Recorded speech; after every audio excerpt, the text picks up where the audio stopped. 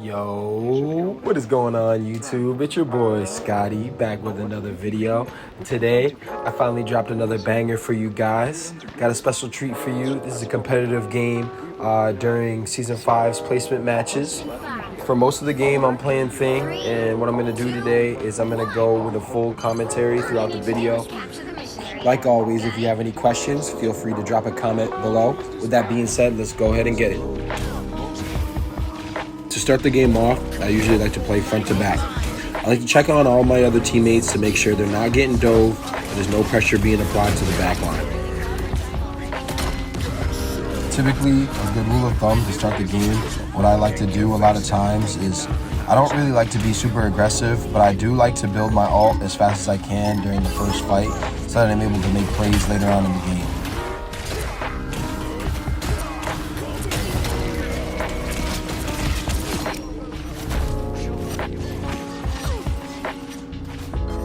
During this first fight, I really didn't build that much ult charge. As you can see, I only have about 30%. That's okay because we were able to get 2 picks throughout the first fight and get the point early.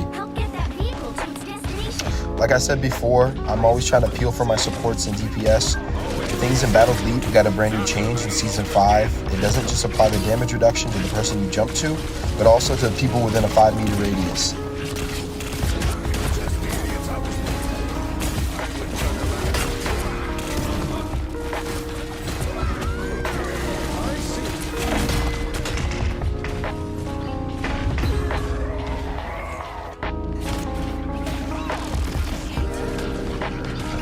At this point in the match, you definitely notice that the other team is starting to stall. We don't really have that much cover to play around, so I'm just going around the team, trying to look for opportunities to jump on another DPS and a quick pick. I like to combo and battle Bleep with Sue Storm's team up to soak up tons of damage as I'm pushing the front line.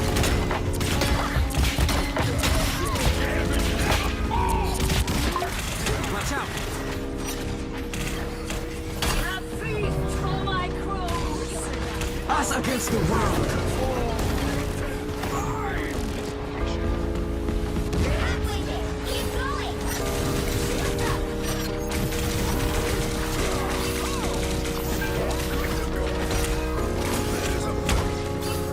Switching up the way I use in Battle Bleep here, instead of jumping to my teammates, I'm actually applying invulnerability to an enemy DPS.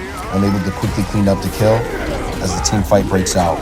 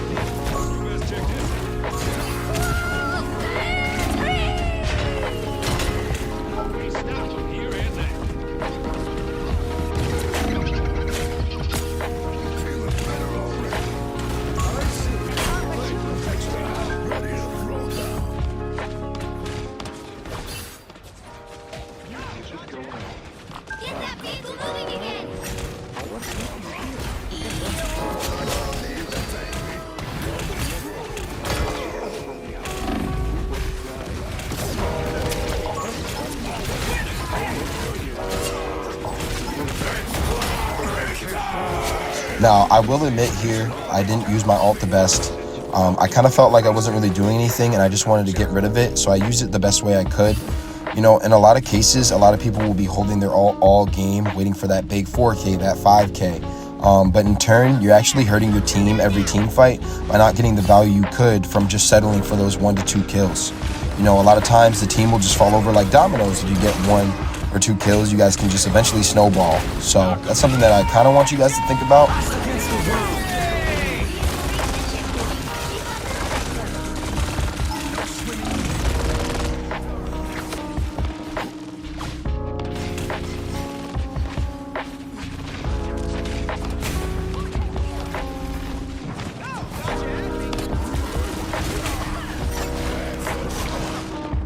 Here, I'm kind of just playing patiently. You know, the team fight hasn't broken out yet, so I'm staying close to cover. I'm kind of peeking, showing my face, letting them know that my presence is there, and just so that the other team can kind of be aware that I'm there, so they don't necessarily push up right onto my team.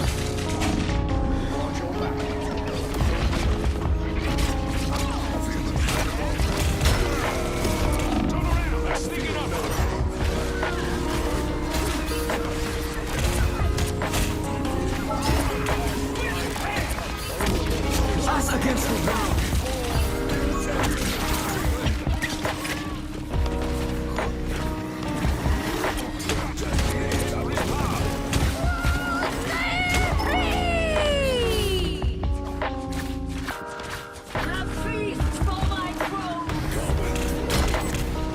But I quickly joined back to the team fight, just applying damage and pressure to that front line. A lot of times playing tank, it's just about winning that tank battle for the objective and, clearing some space.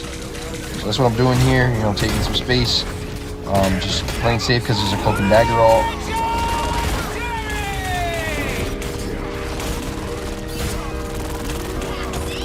As you can see here, I'm a decent player, so I don't make the same mistake twice back to back. I quickly peel back with the embattled leap for the Star-Lord ult, and as you can tell, if you play reactively and you do the right things as a tank, you can quickly push the tempo towards the other opponents. As you can see what I'm doing here, I'm kind of just backing them up. I'm bossing them. I'm just punching them, I'm doing damage. I can't do anything. They have to respect me or they're gonna fall over. It's getting to the end of the match, and the only thing that we really need left is just this final push. My main tank is on an off angle here, so we all get Doctor Strange ulted, so that's kind of unfortunate. Public service announcement: if you're a main tank and you have a shield, please play against the other main tanks so that you can block their ultimate. The reason for my Wolverine switch was honestly because I felt like the other tanks were just kind of rolling over us. I didn't necessarily think they were better tank players than me, but when you have another tank player that might not be used to the character they're on, or they're not really comfortable on that role, it's very apparent. And so I went Wolverine to kind of just deal with the tanks a little bit more, a little bit better. I only play Wolverine just to finish off the point here, so I don't want to go too in depth on what I'm doing, but I'm jumping on these tanks just to kind of take some space. Ult here to get a double kill, and then I jump on the back line to kind of finish it up. I'm hoping for my team to finish this off here. I don't think we do, unfortunately. I don't know why. I mean, I got, I want to say 2-3 kills there during that team fight. And so it just seems like we couldn't finish the job, unfortunately. Sometimes that happens. That's okay. Okay. And jeez, that's the end of the round. If you can't tell, this match has been very chaotic. I do finish at the top of the leaderboard, being 17-5. Unfortunately, we have a guy that's 12-12 and 4-4. And when two guys are even on your team, it can be pretty difficult to win that game. I am solo queuing, so I do want to let you guys know that when you're solo queuing, you kind of do have to do unorthodox things to win. One of my biggest tips for playing by yourself is to try to always be the answer to the other team. Don't ever be the problem. Always be the answer. So if you need to switch 2-3 times in a match, go ahead and do it. That being said, let's get on to the next round.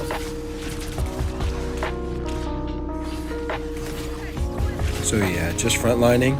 I'm about to put hands on this Magneto. I'm about to get a strike. Ooh, look at that.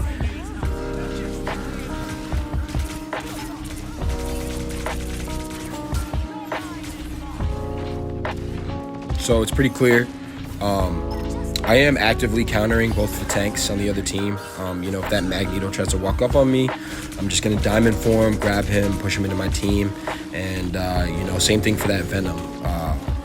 One of the things with Venom is you always want to CC Venom after you've noticed that he pops his blue health. So once you see his blue health and you kind of take it down a notch, then you want to CC him. A lot of times I see too many guys just waste their cooldowns and just to see that Venom just to jump out. They are heavily pushing us back here, and at this point I just want to make sure that I'm giving up the least amount of space in the longest time possible. I'm just fighting here, every once in a while I'm jumping back on the point, but I still don't feel like we're doing the right things even though we win this fight. I'm not sure if you guys noticed, but we rocket ult and cloak and dagger ult in the same team fight. For those that know, resorting to using more than one support ult in a team fight is often not a good sign.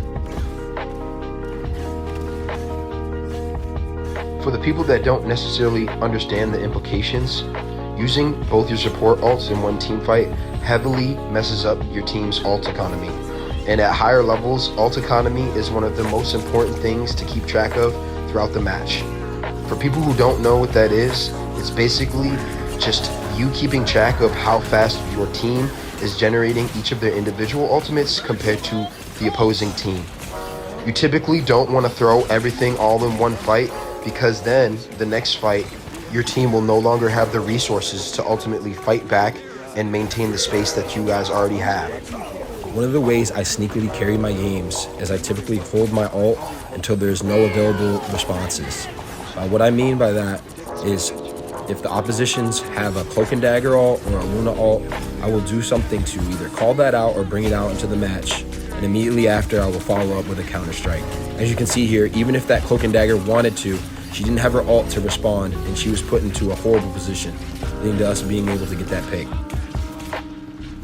I will say, even though I did get pretty good value out of that Emma ult, one of the important things about the game is just kind of knowing what people would call time and score. At this point in the match, there's only about a minute left, and the other team is feeling the pressure to just touch the point. They're getting desperate. They're going to make a push here, and honestly, I could have saved my ult for this team fight rather than just cleaning up the last one. But our Strange does ult. Let me get a couple here. Yep, and I'm on the Wolverine. Just backing up, playing through the choke. But see, look, the Cloak and Dagger responds. She takes the space, and we're forced to back up. Our Cloak and Dagger counter ults. We sit here and we fight with invincibility for about 10 seconds. Again with the double support ult, I'm not really sure what's going on here. I do remember in the match being very stressed out about the fact that we double supported ult multiple times within the match. I was definitely tilted, but you know, you just gotta lock in and focus up.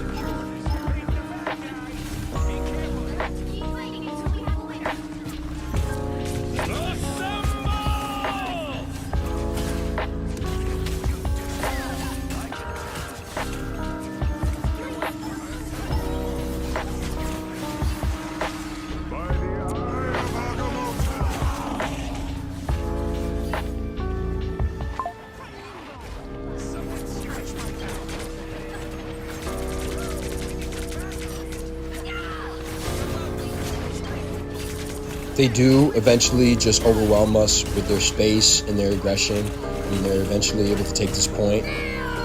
So I just decide that, you know, it's kind of a lost cause. You know, Wanda invests her ultimate here without really knowing whether we can fight back. I invest my ultimate here too, thinking that we can also still fight back.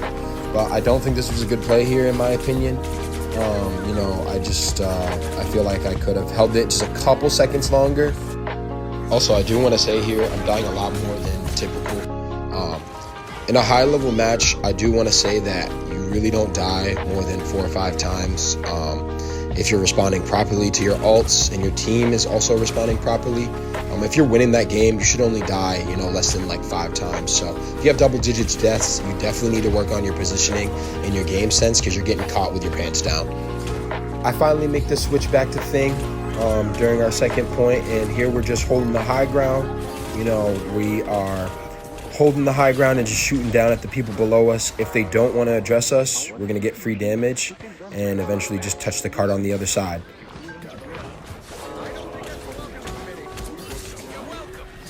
Playing tank isn't like the glorified role, honestly. Typically, it can be very boring. You know, a lot of times it can feel like you're just babysitting people, and you know, you're not really ever that glorified person. You know, you're not the quarterback. You're the lineman, unfortunately. But you know, you can still make exciting plays being that lineman. One of the biggest things I like to do is just always address the other main tanks and see if I can diff them. I like to look at tanking as just doing a couple different things. I'd honestly say like 3 things. Checking on your team, making sure they're okay. Maintaining and checking on the other team's tanks, making sure they're not getting out of control. And then lastly, just addressing any immediate threats in the area, whether that's shutting down Wanda ulting in the middle of space, or blocking the Doctor Strange ult so everybody doesn't get Eye of Agamotto'd.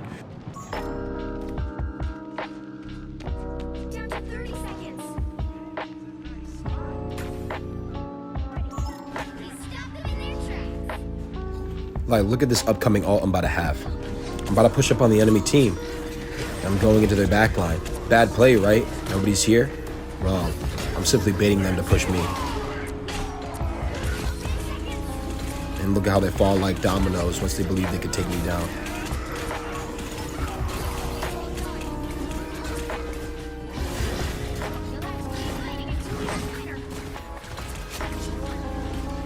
With that last ult, we definitely put the team on their heels and they're unable to get to the point. That being said, that is the match. It was a crazy, chaotic match. I played 3 different characters, Thing, Wolverine, Emma. And, you know, I think this was a really good showcase of some of the crazy, chaotic things you have to do in solo queue to get that match. With that being said, I was able to pull out the ace. And yeah, that's going to be the video. This is going to be a new series, so if you guys like this, feel free to leave a comment down below. Just let me know who you guys want to see next. This is Scotty, out.